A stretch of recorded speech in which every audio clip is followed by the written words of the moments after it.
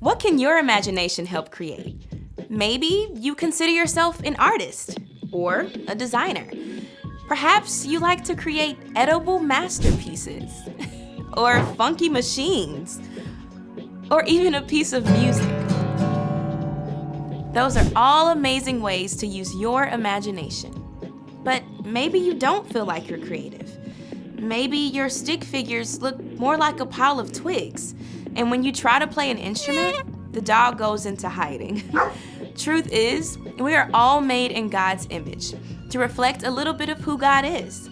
That means that no matter how you feel, you are creative. Maybe your imagination works in a different way. You might create an epic birthday party for your sister, or a truce between two friends who are fighting. Maybe you even create a plan, bringing people together to pack lunches for kids who need them during the summer. There are so many ways to be creative. When you use your imagination to do something new, others can see God at work in you. Just dig in deep and shine like a star. That's why creativity is an amazing way to worship God with your life. Because worship is about more than just singing loud, it's all about living loud.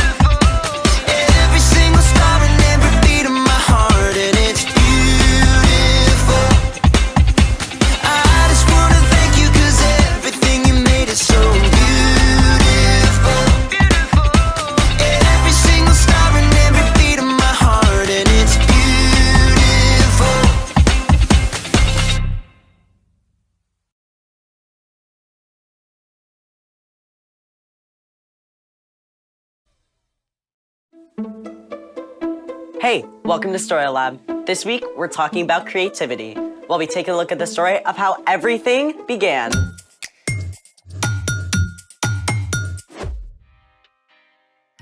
Hey, I'm Skylar. And I'm Sebastian, We're talking about creativity. which is using your imagination to do something new. Looks like you're trying something new.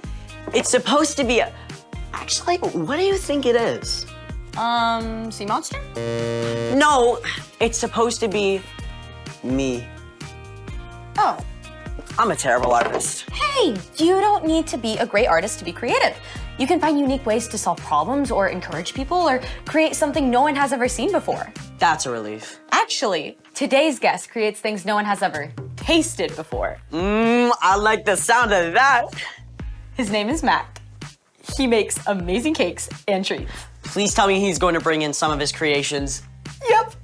Hey, Mac, we're so excited to have you here in the Story Lab. It's great to be here. And we're also excited to have this. Yes. It's a vanilla cake that has a edible drip on it and even has candy on top. And you made this all from scratch, like nothing from a box. It's all from scratch. I'm impressed. Wow.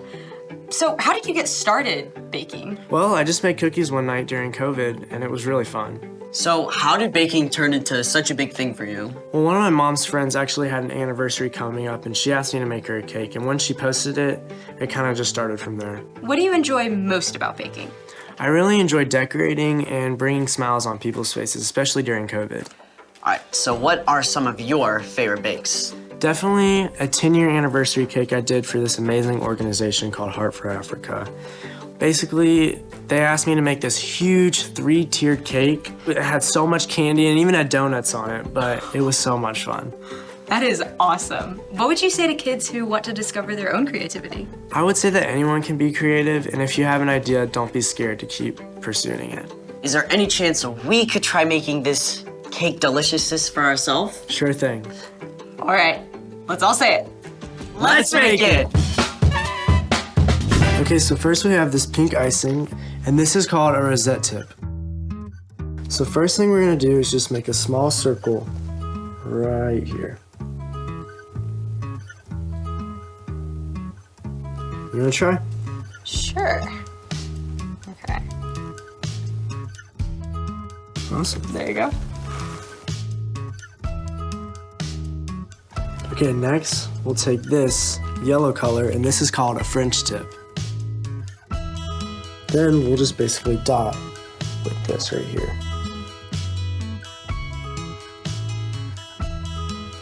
There you go.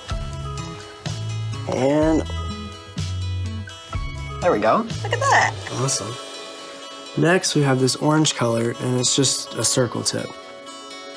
And then we'll basically just use this to fill in any spots that that still have cake.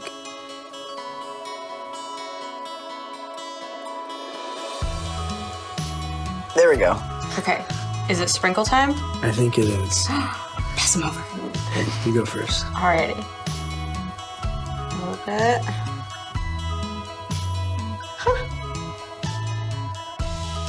I gotta add some style to it. Absolutely. Well, awesome. Well, Mac, it's been amazing having you in the Story Lab. Thank you for teaching us how to decorate cakes. It's been so much fun. Mac, it is mind-boggling how you can come up with something so incredible from nothing. Speaking of which, it's time for... The story before the story. Today, we're in the first chapter of Genesis, the very first book in the Bible. Usually, we do the story before the story now. But today, there is no story before the story. Because our story starts at the very beginning. Take it away. Hey everyone, I'm Erica. Hey, Erica. I need you to wrap your brain around something that seems impossible. Before time began, there was no time. There was nothing. No breath of air, no sliver of light, no thing to think a thought. Except God. God was in the midst of nothingness, and God had a plan, an immense, breathtaking design in mind. God spoke into that dark nothingness and called out. Let there be light. And there was light. Just like a painter splashes color across a canvas, God flooded everything with brilliant light, and God saw. That's good. Then God separated the light from the dark. God called the light day and the dark night. Evening faded to night, and then back to bright morning, the very first day. But God was just getting started. God said, Let there be a huge space between the waters. God made a place for the waters and created a beautiful arching sky above. Day and night made day 2. Then God got to work again and said, Let the water under the sky be gathered into one place. Let dry ground appear. plains and mountains and valleys rose right up out of the sea. Then God said, Let the land produce plants and trees. let me tell you, the ground went wild. God saw That's good. morning followed evening, day 3. Then God said, Let there be lights in the huge space of the sky. Let them separate the day from the night.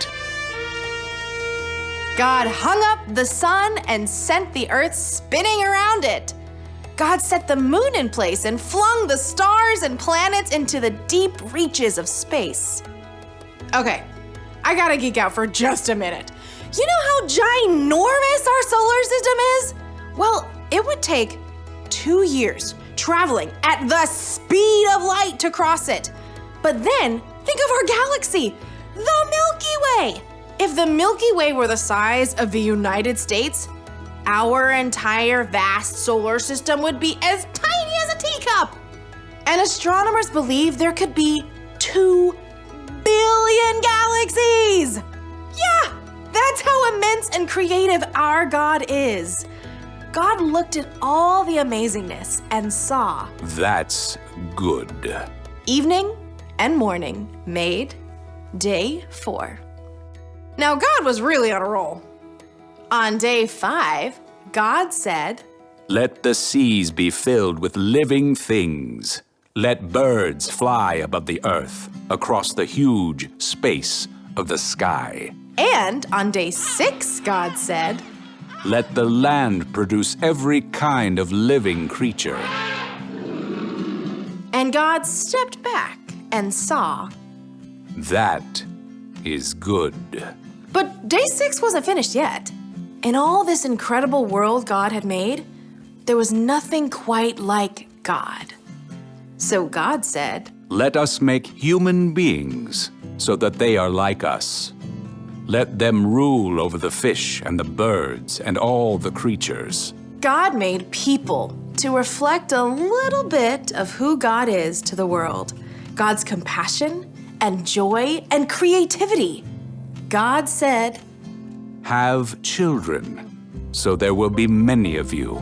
I am giving you every plant for food. Then God took a look at the whole creation and saw. It is very good. That was day 5 and day 6. And on day 7, God rested from all that amazing, brilliant, creative work. The end. I cannot get past the whole 2 billion galaxies thing. God is so much bigger and so much more creative than we can ever imagine. That's so true. And even though we're such a tiny speck in the big picture, God knows and cares deeply for every single one of us. I mean, He had a big creative plan from the very beginning to one day send Jesus to rescue us. So, What's our part in the story?